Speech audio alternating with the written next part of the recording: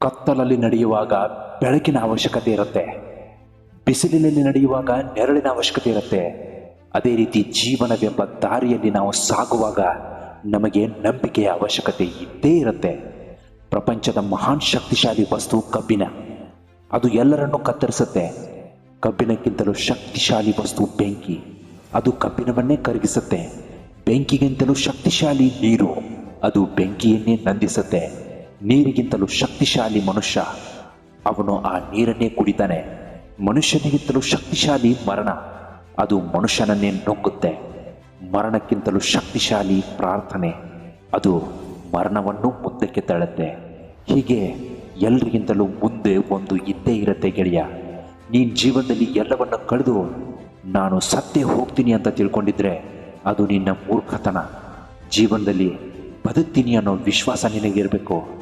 ಯಾವತ್ತು ನೀನು ಸೋಲ್ತೀನಿ ಅಂತ ಬದುಕಬೇಡ. ಈ ಪ್ರಪಂಚದಲ್ಲಿ ಹಸಿವಿನಿಂದ ಸಾಧಿಸಿದವರಿಗಿಂತ ಅವಮಾನದಿಂದ ಸಾಧಿಸಿದವರೇ ಜಾಸ್ತಿ. ಯಾಕಂದರೆ ಅವಮಾನ ಅನ್ನೋದೇ ಹಸಿವಿಗಿಂತಲೂ ಮಹಾಘೋರ. ಅದು ನಿನ್ನನ್ನು ಬದುಕೋದು ಹೇಗೆ ಅಂತ ತೋರಿಸ್ಕೊಡುತ್ತೆ. ನಿನಗೆ ಅವಮಾನ ಯಾರು ಮಾಡಿದಾರೋ ಅವ್ರ ಎದುರೇ ನೀನು ಜಯಶಾಲಿಯಾಗೋದು ಹೇಗೆ ಅಂತ ತೋರಿಸ್ಕೊಡುತ್ತೆ. ಜೀವನದಲ್ಲಿ ಖುಷಿಯಾಗಿರಬೇಕು ಅಂದರೆ ಬಂದಂತೆ ಬದುಕಬೇಕು, ನುಡಿದಂತೆ ನಡಿಬೇಕು, ಗೆದ್ರು ಬಾಗಬೇಕು. ನಮ್ಮ ವಾದ ಸರಿ ಇದ್ದರೂ ಸುಮ್ಮನಿರಬೇಕು.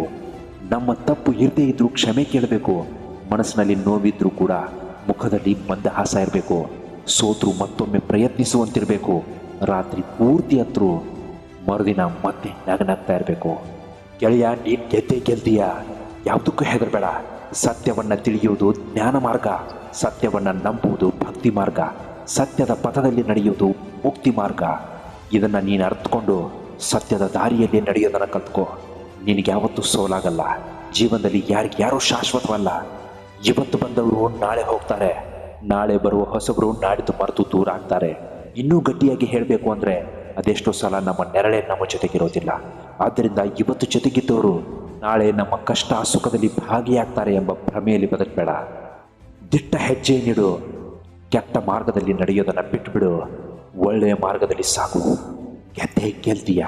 ಕೊನೆಗೊಂದು ಮಾತು ಹೇಳ್ತೀನಿ. ಕೆಟ್ಟ ದಿನಗಳು ಇದು ಮಾತ್ರಕ್ಕೆ ಜೀವನವೇ ಕೆಟ್ಟದ್ದಾಗಬೇಕೆಂದೇನೂ ಇಲ್ಲ. ರಾತ್ರಿ ಕಳೆದು ಹಗಲು ಬರುವಂತೆ ಕೆಟ್ಟ ದಿನಗಳು ಕಳೆದು ಒಳ್ಳೆಯ ದಿನಗಳು ಬಂದೇ ಬರುತ್ತೆ. ಆತ್ಮವಿಶ್ವಾಸ, ದೃಢವಿಶ್ವಾಸ, ಕೃತಜ್ಞತಾ ಭಾವ ನಿನ್ನೊಂದಿಗಿರಲಿ. ಇಂತಹ ಮತ್ತೊಂದು ಮೋಟಿವೇಶ್ನಲ್ ವಿಡಿಯೋಗಳು ತಗೊಂಡು ನಾಳೆ ನಿಮ್ಮ ಮುಂದೆ ತಪ್ಪದೇ ಹಾಜರಾಗಿರ್ತೀನಿ. ನೀವೊಂದು ವೇಳೆ ನಮ್ಮ ಚಾನಲ್ ಸಬ್ಸ್ಕ್ರೈಬ್ ಮಾಡಿಲ್ಲ ಅಂದರೆ ದಯವಿಟ್ಟು ಸಬ್ಸ್ಕ್ರೈಬ್ ಮಾಡ್ಕೊಳ್ಳೋದನ್ನು ಮಾತ್ರ ಮರಿಬೇಡಿ. ನಮಸ್ಕಾರ, ಎಲ್ರಿಗೂ ಒಳ್ಳೆಯದಾಗಲಿ.